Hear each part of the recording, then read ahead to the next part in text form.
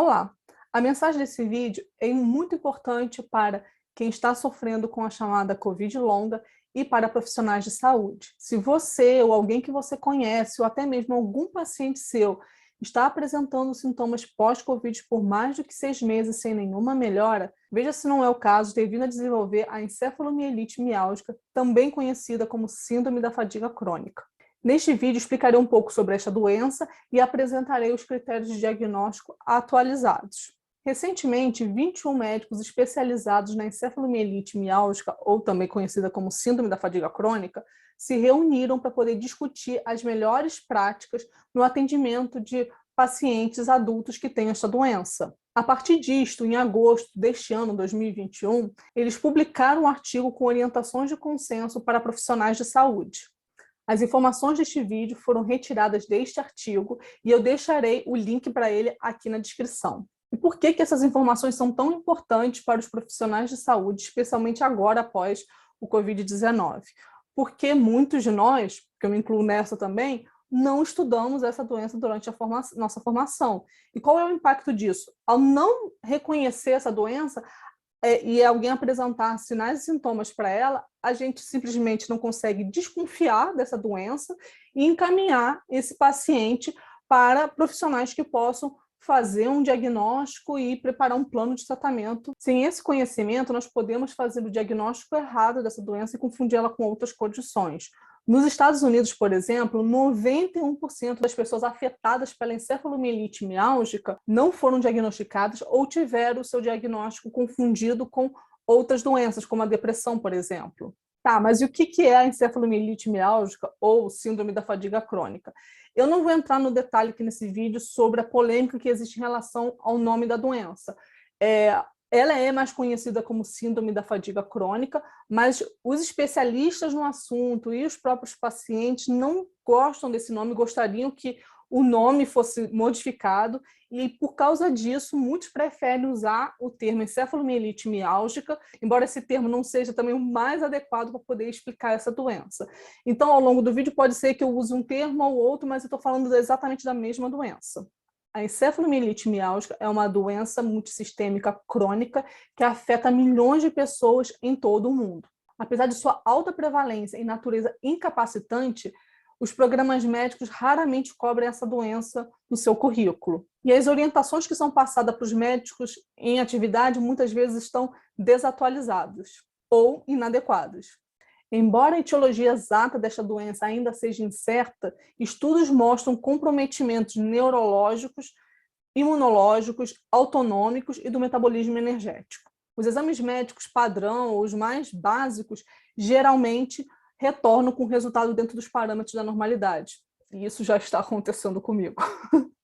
E alguns médicos desconhecem totalmente a doença ou se questionam da veracidade da mesma. E qual é a relação entre a encefalomielite miálgica e a Covid longa, ou também conhecida como síndrome pós-Covid? Após a infecção do Covid-19, existe um grupo de pacientes que apresentam sintomas que refletem danos aos órgãos, como, por exemplo, o pulmão e o coração, após a fase aguda da doença.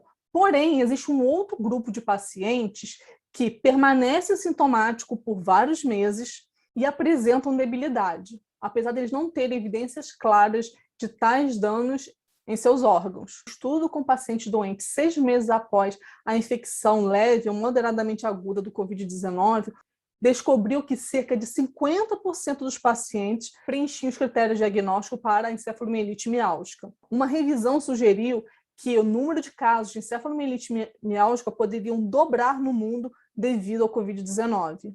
E assim como os pacientes que já possuem encefalomielite miálgica, muitos pacientes com sintomas pós-Covid também têm experimentado um certo descrédito e repudio dos profissionais de saúde.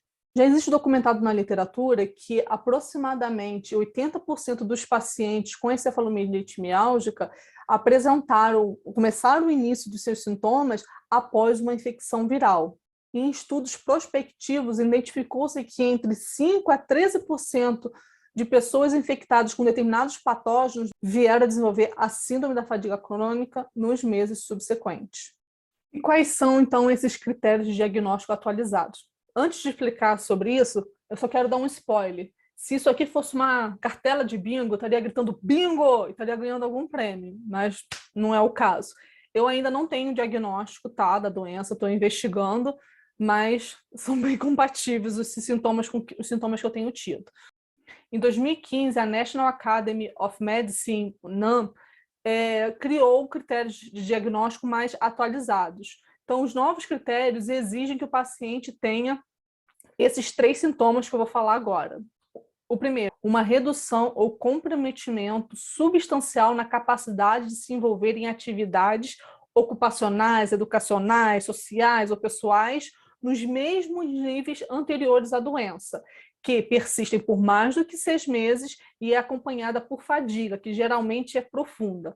É de início recente ou definido, ou seja, não é uma fadiga que faz parte da pessoa a vida inteira.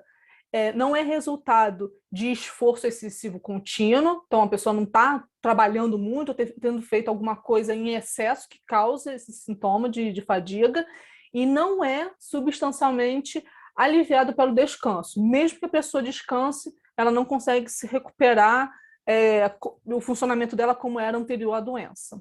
O segundo sintoma é o chamado PEM, que é uma sigla do seguinte termo em inglês, Post-Exertional Malaise, ou, traduzindo no português, um mal-estar pós-esforço. Mas o que é esse mal-estar pós-esforço? Todo mundo que faz esforço sente um cansaço e tal?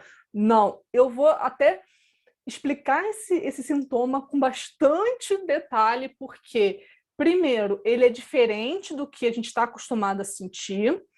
Segundo, porque muitos pacientes levam meses, às vezes até anos, para poder entender que esse sintoma está ocorrendo, e com isso a pessoa continua usando estratégias que ela utilizava antes para poder se sentir bem, de fazer atividade física e tal, e aí ela não está percebendo que ao fazer isso ela está cronificando a doença ou piorando a doença. Então, por isso que eu vou explicar bem esse sintoma.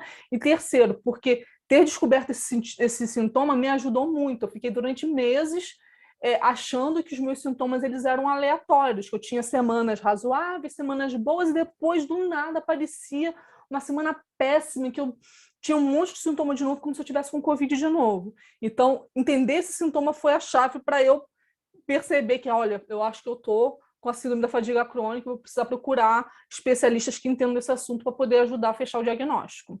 E também entender o PEN me ajudou muito a ter uma estabilidade dos meus sintomas. Então, embora para algumas pessoas possa parecer que eu estou melhor, na verdade, não. Eu estou lidando melhor com os meus sintomas porque eu já entendo o PEN e tento evitá-lo a todo custo. Então, esse sintoma marcante, que é o PEN, ele ocorre da seguinte forma. A pessoa tem uma exacerbação de alguns ou de todos os sintomas que ela vem sentindo e tem uma redução adicional no seu funcionamento após ter passado por estressores. Esses estressores podem ser físicos, fez um esforço físico um pouco maior, um pouco diferente na rotina dela, cognitivos, ortostáticos, ou emocionais ou sensoriais, que antes ela tolerava. Então, não é uma coisa, ela não está indo além do limite dela, eram coisas que antes ela tolerava e, de repente, ela está tendo essa piora a fazer esse tipo de esforço.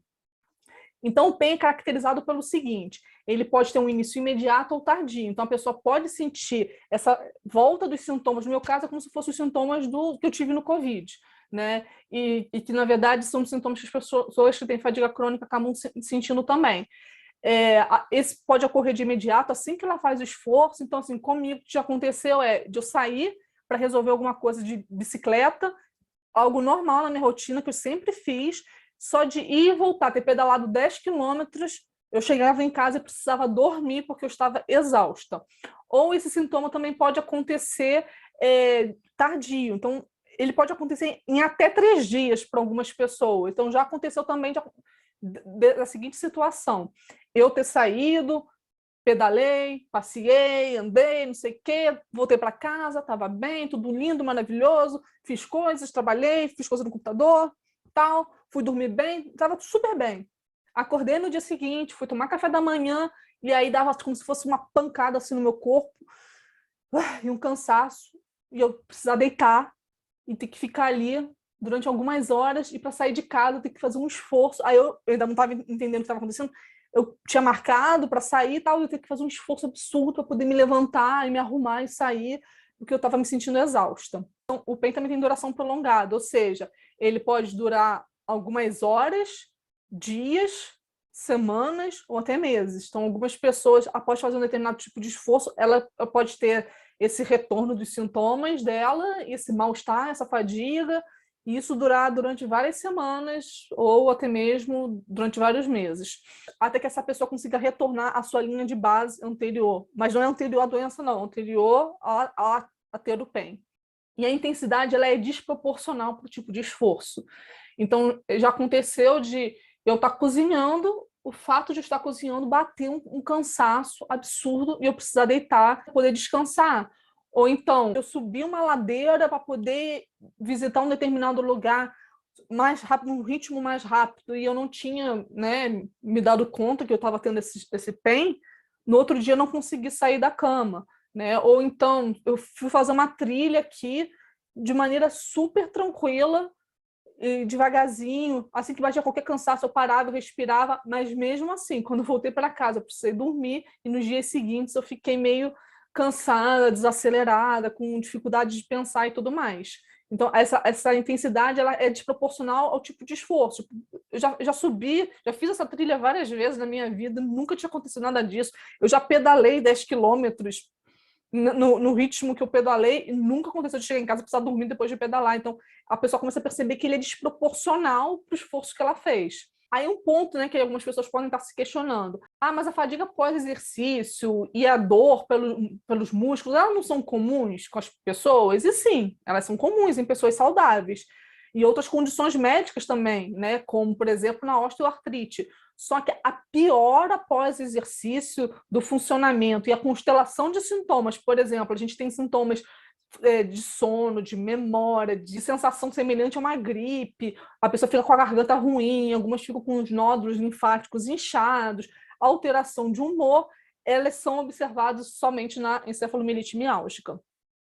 E são distintos de todo o resto do que a gente possa ter sentido na vida ou que outras pessoas sintam na vida. Outro ponto importante também de ser observado é que em pessoas saudáveis e em doentes, o exercício físico, ele melhora a fadiga, o sono, a dor, a cognição e o humor. E aí eu vou dar um exemplo pessoal também, que já tenho aí comorbidades. Tanto na fibromialgia quanto no transtorno disfórico pré-menstrual, a atividade física era uma das estratégias que me ajudavam bastante a reduzir os sintomas. Porém, os pacientes com encefalomielite miálgica experimentam esse PEN, que é a exacerbação desses sintomas que eu expliquei antes, né? E aí tem uma redução adicional no seu funcionamento após passar por essas situações estressoras, que podem ser físicas, emocionais, cognitivas, enfim.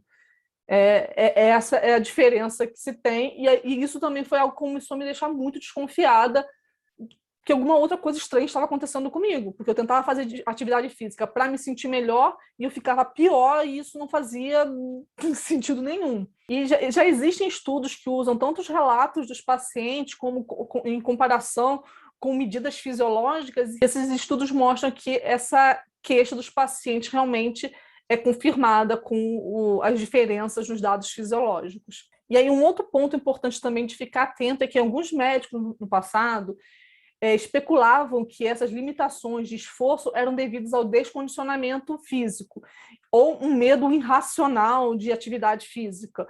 Embora seja provável que pessoas cronicamente inativas fiquem descondicionadas, o descondicionamento em si não explica os sintomas da encefalomielite miálgica. Em vez disso, as evidências sugerem que problemas na geração e utilização da molécula principal de energia, a ATP ou, né, o trifosfato de adenosina, podem ser o motivador fundamental da encefalomielite miálgica.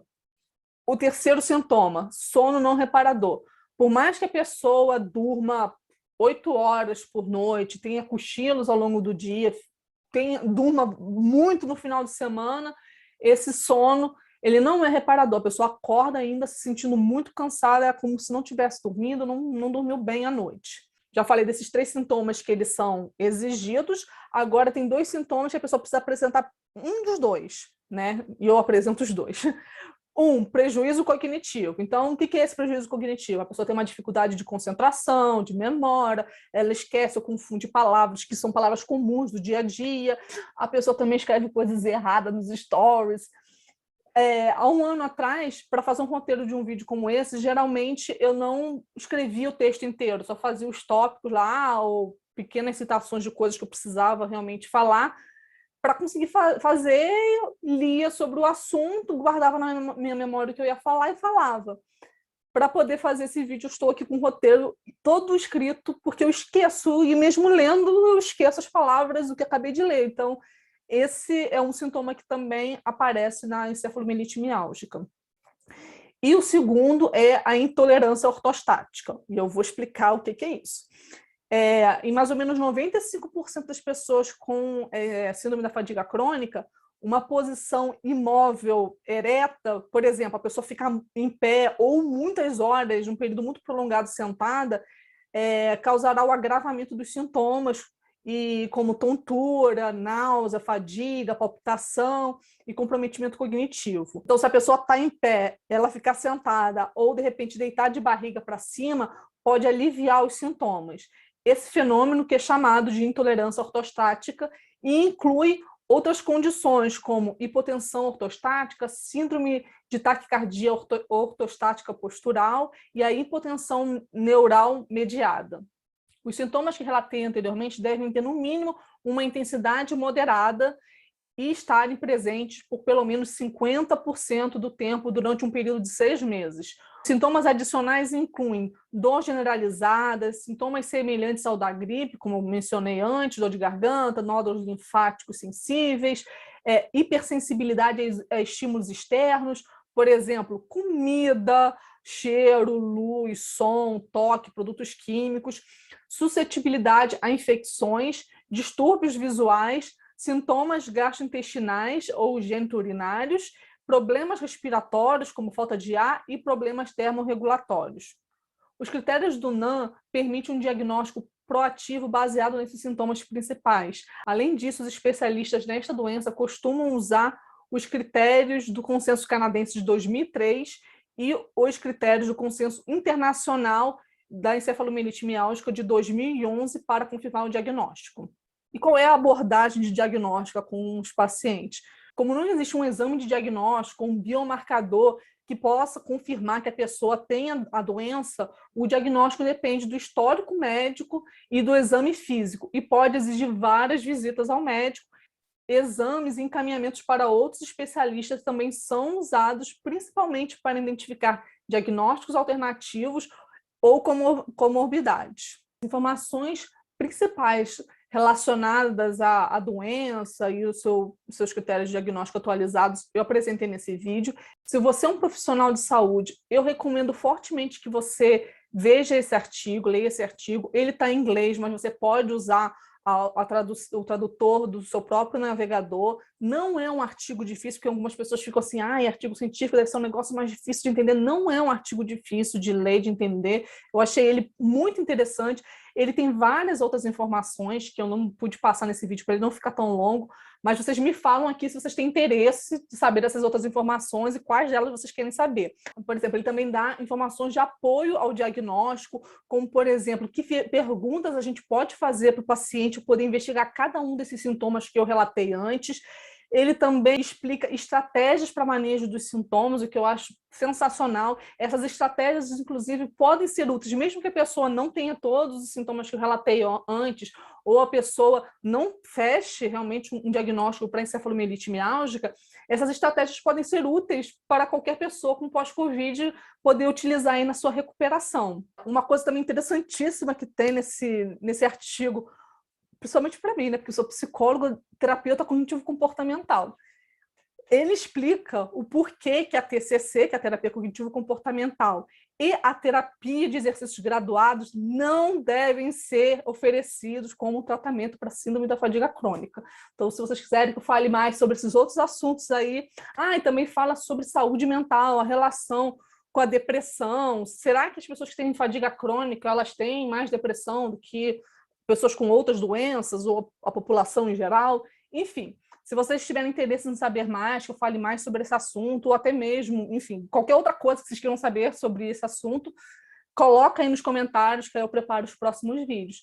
E aí um pedido que eu faço é que vocês compartilhem esse vídeo, tanto com as pessoas que vocês conhecem que podem estar sofrendo aí com pós-Covid, como com profissionais de saúde, o máximo de gente que vocês puderem. Eu acho que as pessoas precisam ficar conscientes desse desafio que tem aparecido e também ficar consciente de que existe esta doença, que mesmo aqueles que não venham a desenvolver a encefalomielite miálgica, que não seja o caso, o diagnóstico não seja esse, mas existem milhões de pessoas no mundo que têm essa doença e essas pessoas precisam ser ouvidas, elas precisam ser reconhecidas como tendo uma doença de fato, que não é algo da cabeça delas, não é algo psicológico, não é algo inventado. Elas têm uma doença e têm um sofrimento e a gente precisa ouvir essas pessoas e levar esse problema a sério.